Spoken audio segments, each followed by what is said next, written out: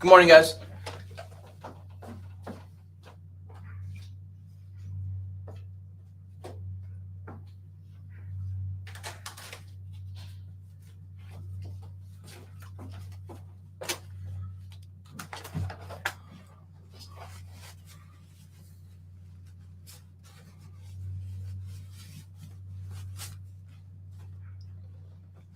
Thank you.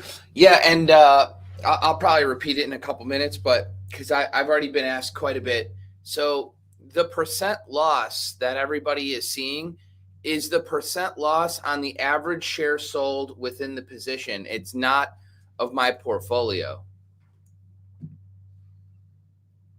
I know I was getting asked that quite a bit. Because I talk about losing really no more than like a half of 1% in a trade, really ever. And people are like, wait, is that 25% gain? Is that you making? No, I'm not making 25% on a single trade in my portfolio. I never go all in on a single trade. Excuse me.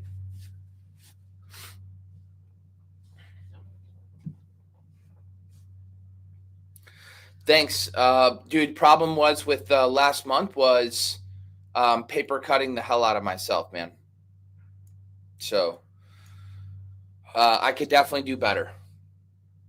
I could absolutely do better. Just stop paper cutting the shit out of myself.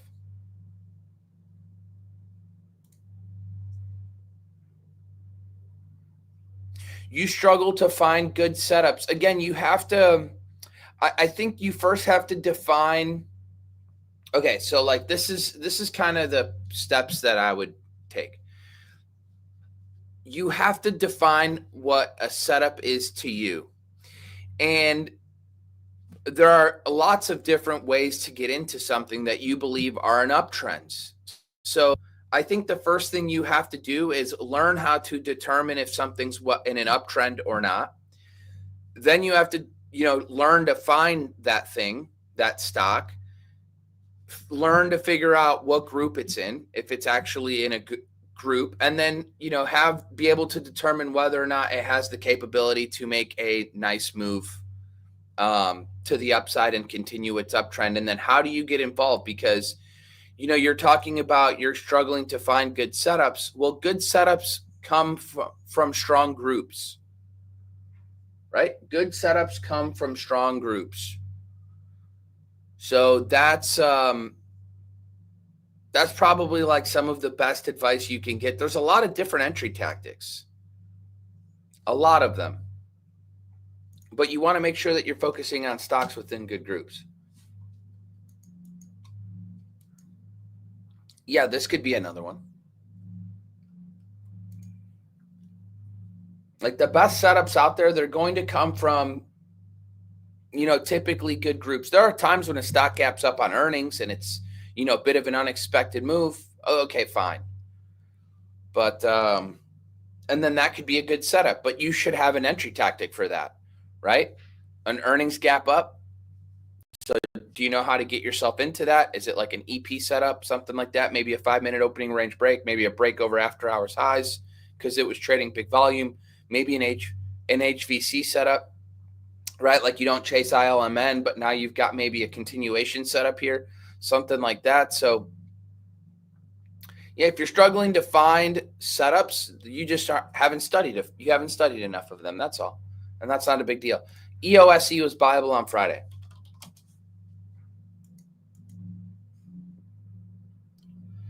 If you missed it, no big deal, but it was a really nice setup. STX, there's nothing here. You've missed the boat.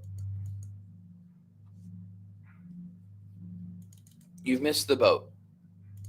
Can I talk about sizing? Yeah. I never really put more than 10% of my own portfolio into a trade. There are times where I do because it's like it's highly liquid or I've got bigger confidence in it, something like Tesla. But yeah, just think about keeping your position sizing at a place where you can't ever really get beaten up on one trade too bad in case you lose.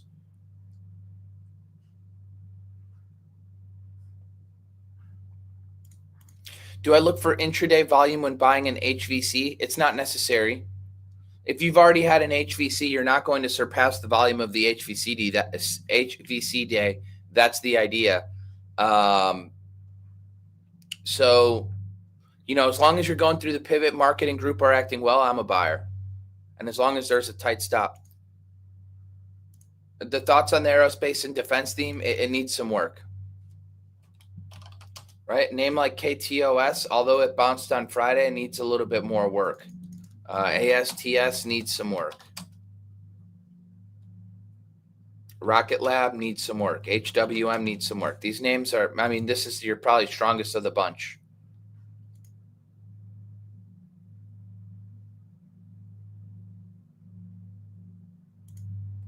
Pullback from tight range and ascending moving averages like NNE on October 2nd. I screen for relative strength, 1, 3, 6, 12 months.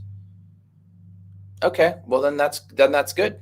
You should be able to find setups from there.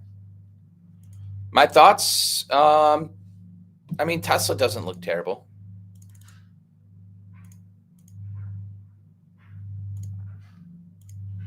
Yeah, Tesla looks cool.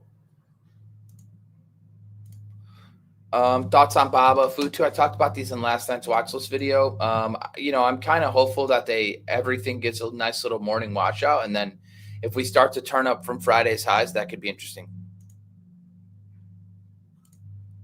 It depends how liquid something is. It depends where we're at in the market cycle. If we were coming off of a market correction, I'll go to 10% positions, and then I'll stay there if the market's acting well. And if I've got a little bit bigger confidence in position and I've got 3 or 4 names that are working for me, I'll go to 15 or something like that. But I will only add to a position. I treat my ads as if I never owned it. So you have to ask yourself when you go to add, if I didn't own it, would I be adding here?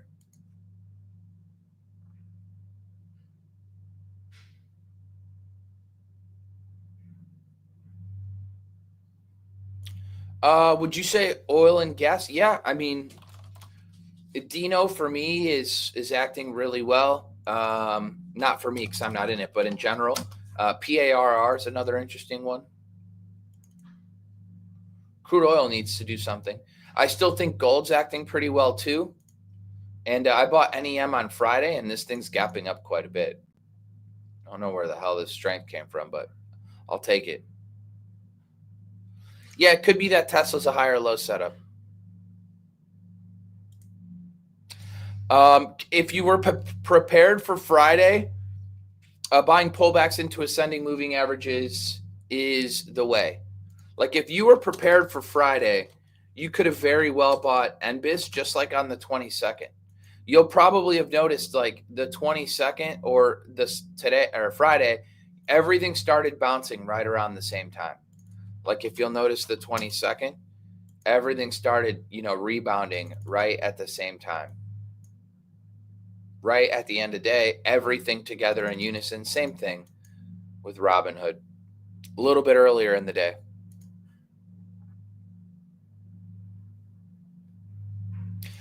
This isn't true necessarily. Never buy gap ups. That's not necessarily true. It depends what gap up you're buying. If it's an earnings gap up, then you definitely can.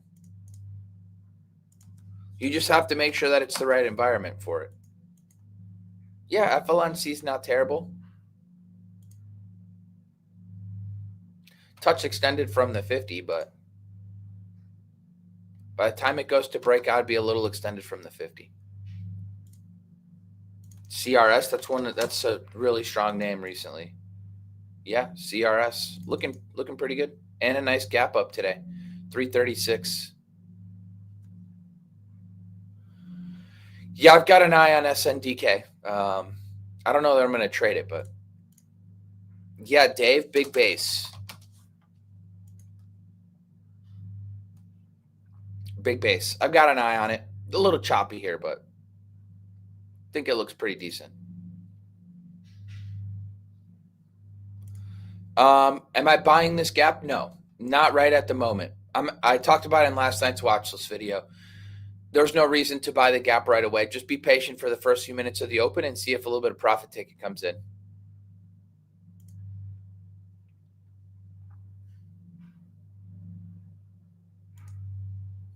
Sedge, yeah, Sedge is I mean that candle the other day was wild.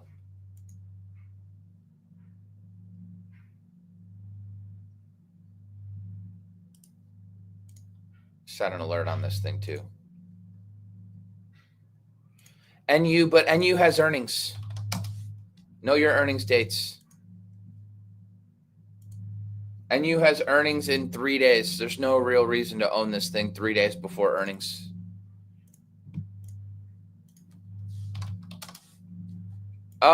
Yeah, HAL's better. It's gotten better. Really nice push out on earnings and then just tightening here. BE. Yeah, it's interesting.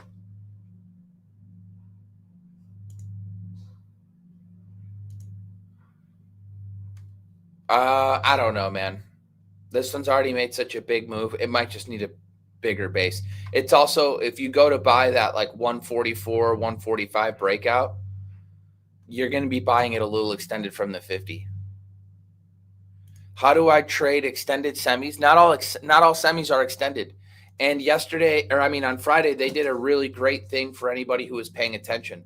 A lot of them pulled right and undercut the 50 or pulled right into 1022's lows.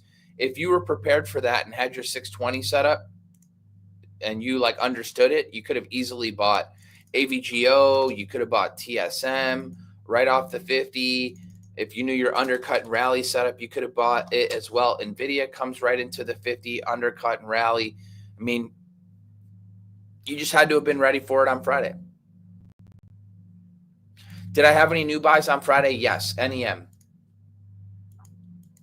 So, and I bought it with the idea that I thought GC was trying to take out a prior day high and start its uptrend again. But of course, it stuffed and then it consolidated, and NEM just ended up going higher, which was kind of telling that maybe today was possible, right? This ended up stuffing too, and then just ended up going higher because I bought this as it took out its opening print.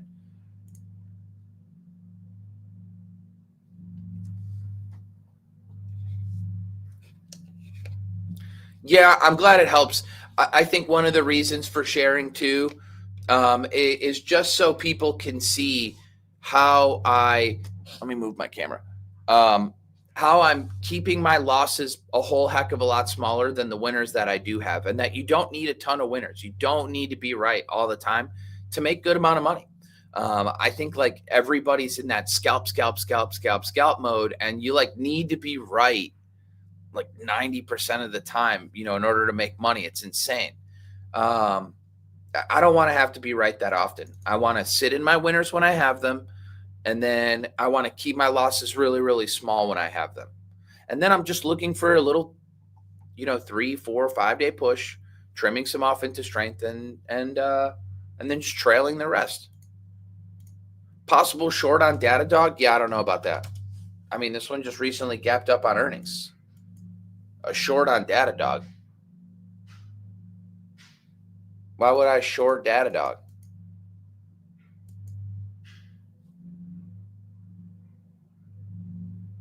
And that's like saying, why not short HCC or why not short, General Motors? I mean, I'm not trying to short stocks that just gapped up and are holding well because of earnings.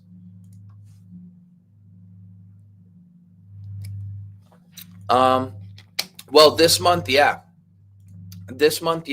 So, and here's a little tidbit that some people won't tell you. The best time to buy stocks is after a correction. The best time to short stocks is after the market's gone vertical, right? Part of the reason of that is the market needs to breathe. So while the market's breathing, especially if you were speculative stuff, you get beaten up quite a bit. So if the market's going to take a little bit of pause, which is what it did over the last few days, there are people out there that I saw bragging who own like some of these rare earth stocks on the way up, right? And then just didn't sell the entire thing into this vertical move. And then all of a sudden, they're holding it for the way down too. Like that's nuts. Um, you have to get rid of your stocks into big extensions, and then they just hold like the speculative stuff all the way down too. Meanwhile, the market needs a bit of a breather, and I'm going to make money on the way down too. I traded kind of like, it's not even that I traded poorly on the things that were going up, because I tried to get myself into mags. It just stopped me out. I was in Rocket Lab. It just stopped me out. I was in ARC.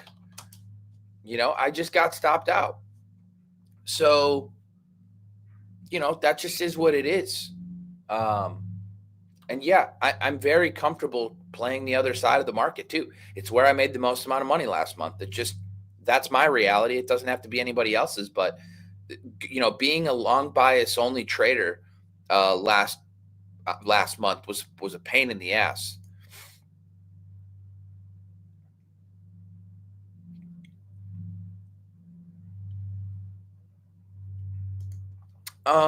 Yeah, I would be I'm hopeful for a little bit of a market pullback at the open. A little bit, and then maybe like a 620 setup right back through 435. B had great earnings. Oh yeah, here's another one. I owned this one a few days ago on 11.3. Stopped me out, but I do have NEM. XPEV, dirty move the other day. Big volume only to come back and stop everybody out too. Dirty.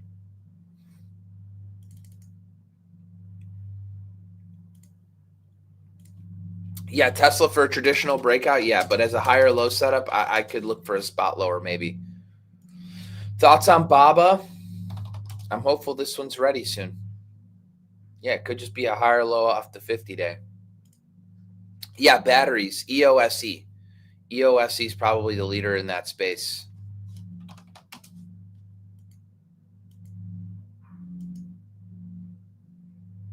Yeah, Rambus. Rambus is looking pretty damn good. The sun's hitting this damn camera. There we go.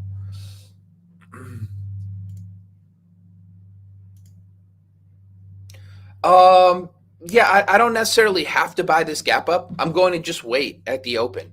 I'm not going to chase a gap up. But if stocks fall into my lap, at least ones that are on my watch list, I'll be ready to execute them.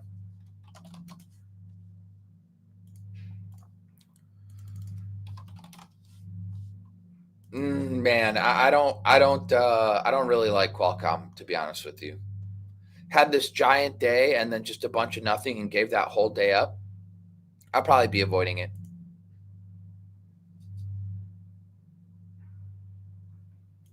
Yeah, TK, I'll make one. Yeah, TK, I'll make another one for Black Friday. Amberilla, is that what this is, right? Kind of illiquid for me, so not one that I could really trade. But yeah, not an ugly chart. I want to say this has got to be part of the XLV ETF, just like looking at its price structure.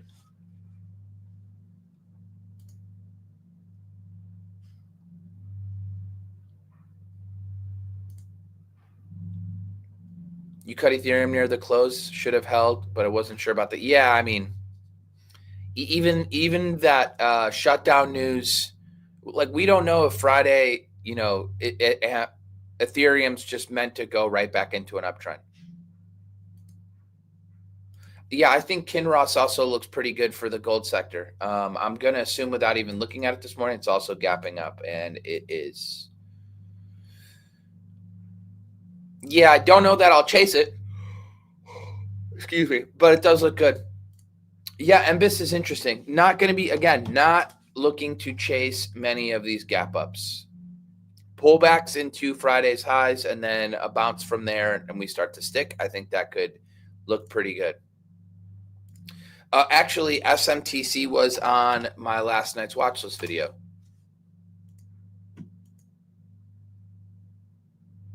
Yeah, the thing looks great, honestly. Thoughts on MAR? Not the best group. I mean, it's one that's been strengthening.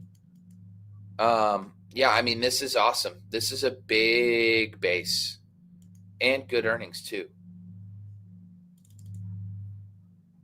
Let me see.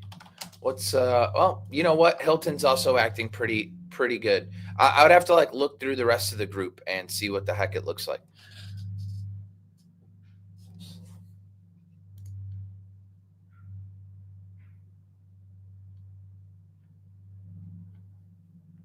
Thanks, TDG. I appreciate that.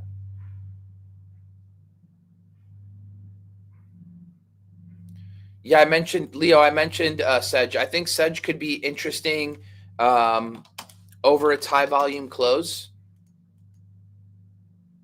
Just keep your eyes on the other solars when you do. Yeah, 620 setup is just on a 5 minute chart. And it's just when the five simple moving average crosses back above the 20. And then there's like another requirement too, which has to do with MACD, but I don't really use MACD a whole lot. But you'll see like these arrows on my charts, and this arrow is MACD crossing up. It's just a histogram. And then you'll get your 620 setup where your 5 period crosses back above the 20. And then in this instance, you also get that it's breaking above VWAP. So if you kind of noticed that the market was starting to bounce or had the chance to bounce on Friday, into that pullback, like if you were looking at, call it the IWM, and you're like looking at this pullback and you're like, okay, could this just be an undercut and rally? And then the QQQ, is this just a pullback right into the 50, right into that 1022 low, an undercut and rally, right? Shake some people out right at the bottom, reclaim the 50 and give us a good bounce. Well, if you were prepared for that, then a name like NBIS, this is, kind of where you're looking for an entry potentially, and your stop is low of day. You don't know if this is going to hold, but the nice part is what your risk is. And then all of a sudden this thing turns into a really, really nice push from your entry, where this becomes your risk, 2.7% from your entry, and you wake up this morning and you're up 12%. Hopefully that makes sense. And what you're really doing is you're looking for stocks at key levels.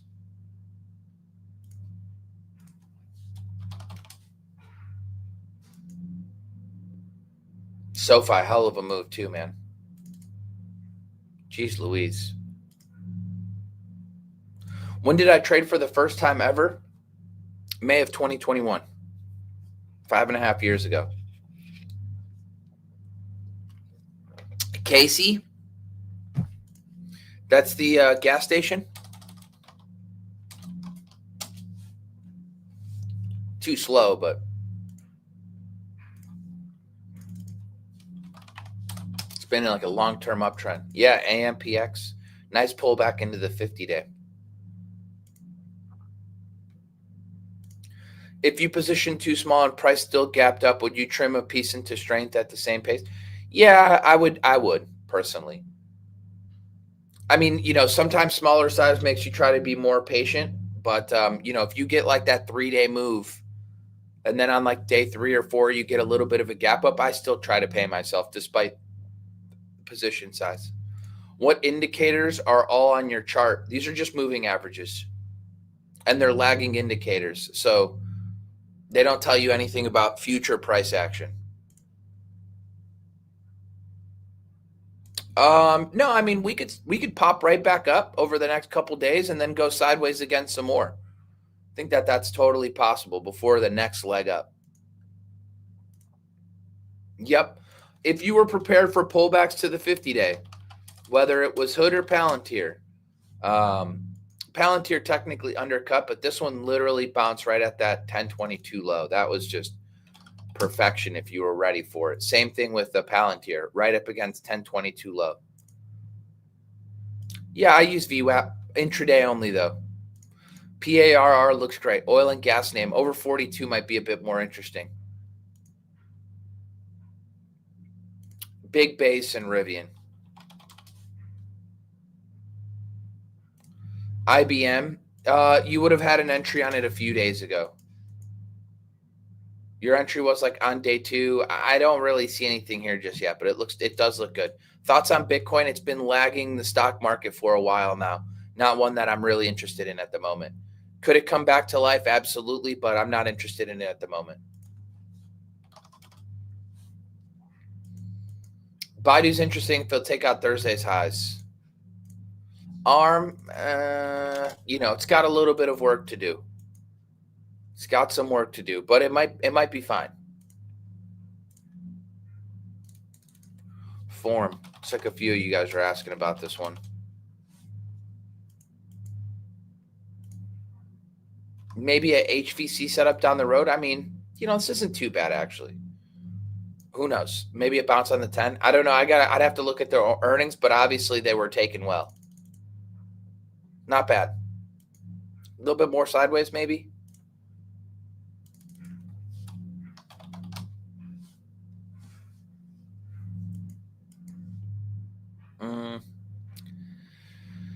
A little bit more chopping around. I mean, you're finding names that are definitely going into uptrends. That's for sure. And if they're going to stay in uptrends, they'll still be on your radar in a handful of days and weeks.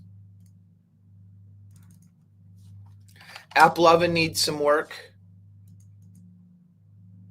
For me, AppLovin's going to need back over 634, it looks like. And Nokia, nah, not yet. Still too extended from the 50. Way too extended from the 50. Eric is another one. Sony Ericsson.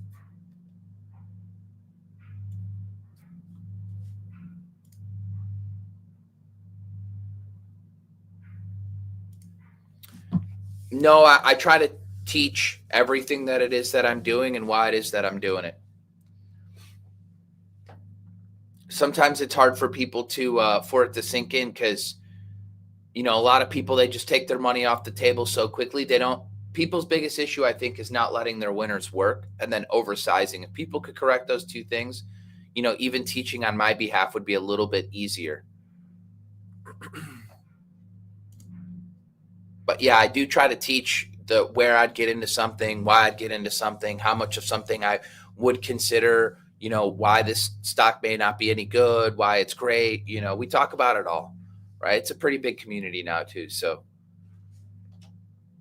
no, I do go bigger sometimes, but I do it in a way where I'm adding to the winner, right? So I'm adding to my position. But yeah, Tesla was like the last trade where I had, about 14, 15% of my account on the trade. Not nearly enough, honestly. That one was one where I had much more confidence in. I could have gone way more.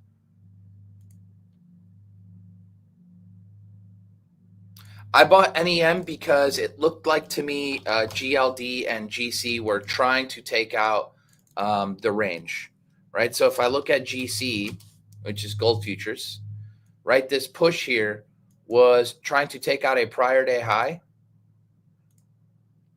And I was like, okay, this thing has made a big move up. It's pulled back. It's starting to find support at the rising 50, right? It's building higher lows. That's kind of how I was looking at it. And I'm just looking for it to take out a prior day high. And a lot of stocks in the group are looking very, very similar. So you started to get this push, right? And of course, I didn't know we were going to fail like majority of the push, but I wanted to go with like a liquid name where like I can get positioned and, not be in one that would, fail super hard if I'm going to be wrong. NEM's a little bit of a slower mover. And so I chose NEM in that push. And I was like, oh man, this thing looks like it's trying to turn up and maybe we can go into a renewed uptrend. Well, if I'm getting long right in here, right, but my stop is low of day, right? It's like I've got less than a 2% stop on my position. And so, then even when gold pulled back, this is all it pulled back. And then it just consolidated. And then by the time I looked at it again in the afternoon, I was like, oh, wow, that's a pleasant surprise. We're back above the 50 and gold's just kind of going sideways. And then obviously gold gaps up over the weekend and now NEM's gapping up over the weekend. So, and I'm in down here, right now I'm up $4 a share where I was only risking like $1 and change. Yeah, GH Guardian. I used to be looking at GH down here coming out of this base. Should have bought it, huh?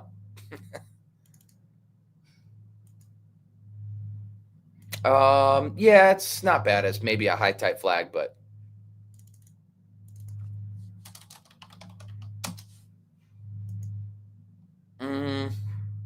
PUMP, this one's interesting. Yeah, keep focusing. I mean, maybe these things all give you some high volume close setups. 11-10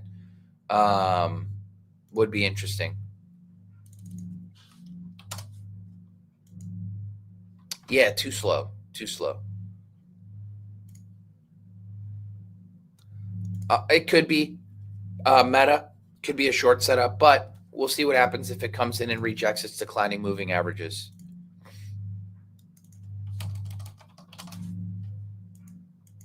If you were prepared for CRDO, it was buyable on Friday. Don't really love the setup at the moment, but no, Scotty, I won't be trading LAES. Yeah, not bad. This BTSG is interesting. Yeah, sure does. And it's not very extended at all from the 50. It's not extended. Looks good.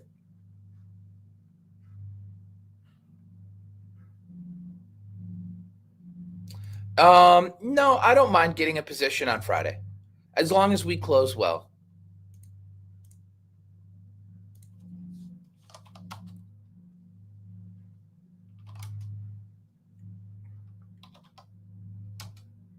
Yeah. So yeah, it kind of looks like real estate names are emerging. Sure does.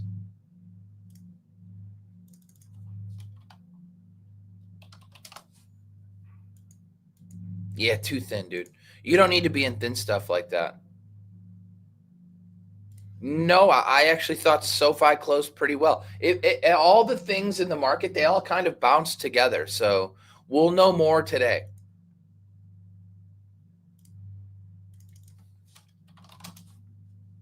Nah, too big of a pull. Price would need to tighten up quite a bit. Yeah, no setup. Did I cover NEM? I never shorted NEM. I bought NEM. I went long. Oh, I don't know if you went. I thought you were asking me if I was short. No. Yeah, I talked about it already. I'm long. Looks great. NU has earnings in a couple days, guys. Know your earnings dates. Don't put yourself in a position where you buy something, then you get your ass kicked because you didn't know it had earnings in 2-3 days. Ryan, just know your earnings date. I think it looks pretty good, but just be cautious with earnings. Could gap up, could gap down. I have no idea. Thoughts on Robinhood? Could use a little bit of sideways if you miss your entry on Friday. A little bit more strength and then another higher low. Thoughts on SYM? It hurts to look at this one because I owned it from 50. I bought this one as it was reclaiming the 50-day, and then I got stopped out like 5 days later, only to see it do this. Yeah, the XLV ETF looks great to me. I almost bought ISRG on Friday.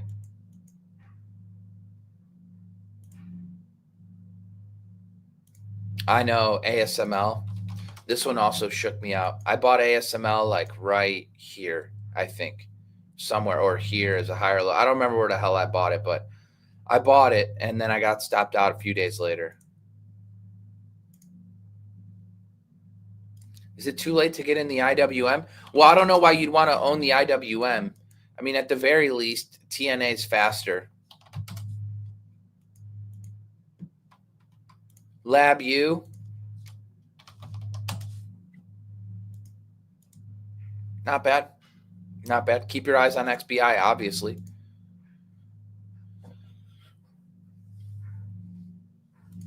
Do I care at all about the fees I'm paying to trade? That's the cost of doing business, man. Everybody and their mother has to pay fees to trade.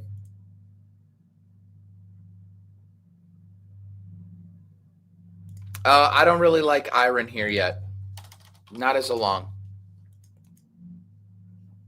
No, there's nothing. There's nothing there. Hertz, you'll always have Bill Ackman pumping it for you, so that's good. Too late to enter CRDO. I think it was better on Friday if you were paying attention to it, which I was not.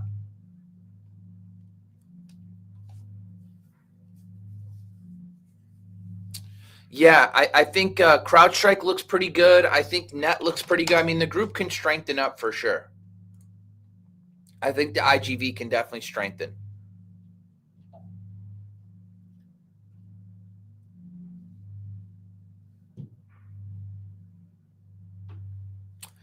Yeah, I mean, I'm not going to be trading Visa. Too slow.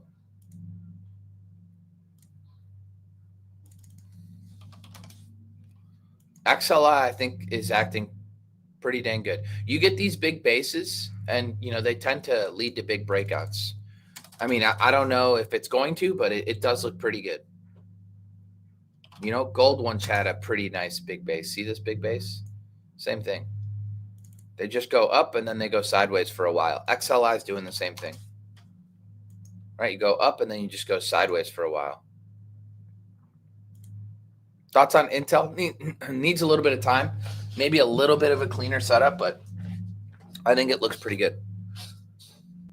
I don't really trade biotech, but I will trade like at LabU. The setup, okay, so this is actually a great question. What was the setup on NEM? The setup on NEM was actually a setup on gold. When I was trading NEM, it was just the vehicle that I chose to trade the idea that gold was trying to go back up, right? That was it. So like there was no, like NEM was just a break of its opening print. And so it turning back up. But it was just the vehicle that I chose to express that trade. But the idea was I was actually looking at gold futures, or you could have been looking at GLD. Great question, but sometimes I think newer traders, they like need some kind of a setup within the stock they're trading. Well, NEM's the biggest gold name in the world. If gold is going to start to turn up, well, guess what? So will NEM. So I'm thinking gold starting to turn up. Let me get long NEM. And you don't necessarily need a setup. You need a where am I buying it? What's my stop? How much size can I put on? Be patient with your thesis, right? And my thesis was it looks like gold's starting to try and turn up. Yeah, I won't be trading Kodak. I mean, it could run, but it'll have to run without me. Yes. In a bounce, you want to go for very liquid names first. If you can't get yourself into the highly liquid ones, right? Like if you are playing a bounce on Friday, you want to do it with market leaders, leadership kind of quality. If you can't get yourself into those and those working, then everything else just going to be super choppy. MDB still has a pretty nice base.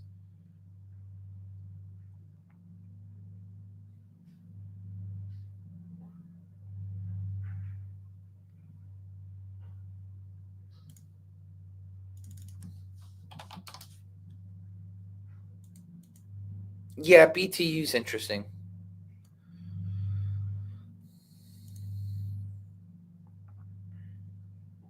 Yeah, GSAT's another one that's interesting.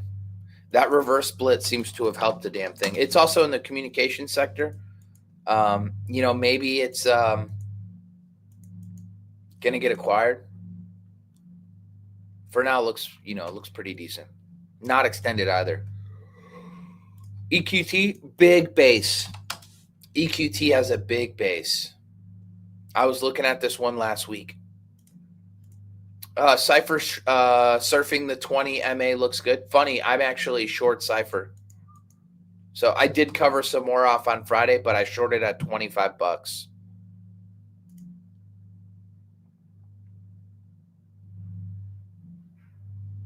No, I haven't trimmed any NEM. Nope. No, I'll wait for the open. And I don't even know that I'm going to trim today. Nah, it's Dollar Tree. I mean, I don't know about this one yet. Yeah, GDX. The other option too was Nugget. Go long on Nugget. That could have been I had an awesome short on this thing from 180s down to the 50-day. What would I look for to enter BTSG? I mean, could just be as simple as it taking out prior day high if you're comfortable using the 20, or being a little bit more patient and watching it take out 33.90. EOSE, it was set up well. The entry was on Friday if you were prepared. EOSE. I'm pretty sure a handful of people within my Discord got this name on Friday. So, I think I had like about a 5% return last month. So, I appreciate it. I wouldn't say that I killed it. I chopped myself up quite a bit. So, taking some unnecessary trades as well.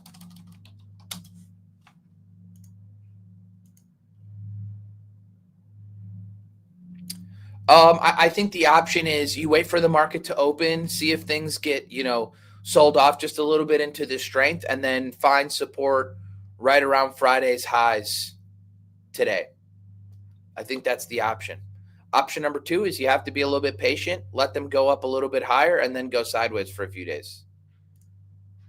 Yeah, Netflix a little bit on the slow side, but yeah, it's possible. Same with Meta.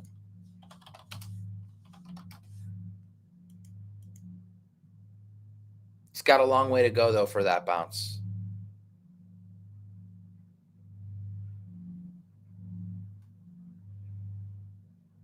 I think a lot of it has to do with environment. So a lot of it has to do with environment for day trading. And I don't like the idea of day trading. And here's the reason. Imagine you can't make money unless you come up with another bright idea every single day, right? I don't want to have to do that. Like, take for instance my ARC trade. And I could have definitely been patient one more day. But imagine just buying this here on like one random day, like I did as a flat base breakout at $59. And then I held it for 5 months. And I was effectively making money almost every single day for the last 5 months, with the exception of maybe the last month where I gave back a little bit of money, but that's okay.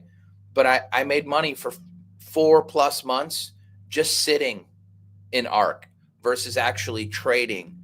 And this goes for any stock you're in, right? Imagine like you close your position and then you have to, like, tomorrow morning, have to sit down at the desk. And instead of talking to you guys, I have to come up with a new bright idea of like, okay, how am I going to make money? Who are the morning gappers? Like, oh, okay, here we go. I'm going to be looking at stocks like GLTO, and here's just the stock gapping up, and like, okay, maybe, just maybe, I got to buy this pullback as a little dip and rip. Maybe I'm going to be watching this stock move, this one right here, and then all of a sudden, okay, what's the news? And like, dude, that's just way too much scrambling. That's just like way too much scrambling. So I don't want to have to do that.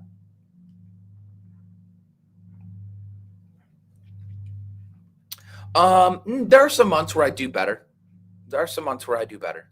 And here's the thing. I think, Oz, what some people don't consider is that a 5% month compounded over the year, like roughly, call it 6%. 6% compounded over the year is actually 100% gain. So I think some people be like, oh, only 5%. Like, ugh. Yeah, but if I did that every single month of the year, and I did that for 12 months, that would be 100% gain. So, people, again, they get so caught up in the idea of, 5%, like I could day trade for more. Yeah, but you're also taking on way more risk, and it stops being scalable. That's another reason why, day trading is not that great to me. It stops being scalable. right? Like I know day traders and they'll brag and they'll be like, oh yeah, I made 80% this month. One, you gambled. And two, yeah, you had $100,000 account and you made 80K. But like, let's say you have a $10 million account. You're not making $8 million on the month, right? Like it's just not happening as a day trader. Like maybe if there's a really, really big outlier opportunity, like open door on the short side, could somebody do something like that? But again, they're so far few and in between, they're not even really worth sitting around for. So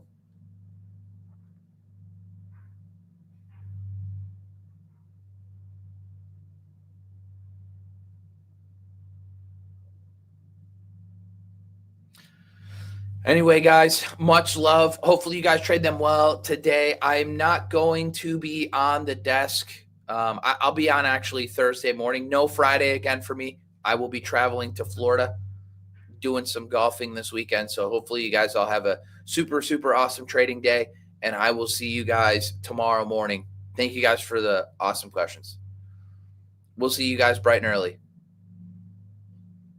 And if you haven't yet, watch the end of month recap video. Thanks, guys.